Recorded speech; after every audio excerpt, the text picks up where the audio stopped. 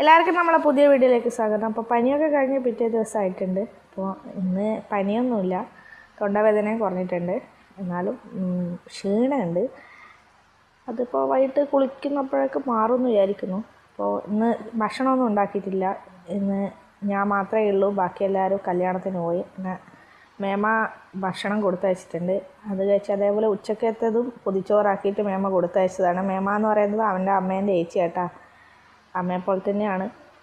അപ്പോൾ ഞണ്ട് കറിയും ചീരത്തോരനും പിന്നെ മുളകിട്ട മത്തി അതുമാണ് കൊടുത്തയച്ചത്. വായിക്കൊന്നും ടേസ്റ്റില്ല, എന്നാലും ഇങ്ങനെ പൊതിയിലാകുമ്പോൾ നമുക്ക് ഭക്ഷണം കഴിച്ചു പോകുമെന്ന് വിചാരിച്ചിട്ട് മേമ കൊടുത്തയച്ചതാണ്.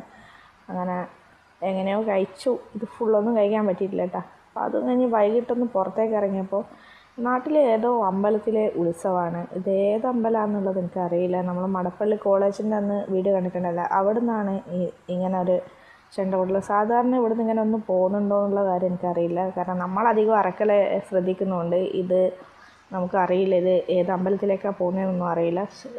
ചിലപ്പോൾ തെരുവത്ത് അമ്പലത്തിലേക്കായിരിക്കാം, ഗണപതി ക്ഷേത്രത്തിൻ്റെ കൂടെ അടുത്ത് അവിടത്തേക്കായിരിക്കാം.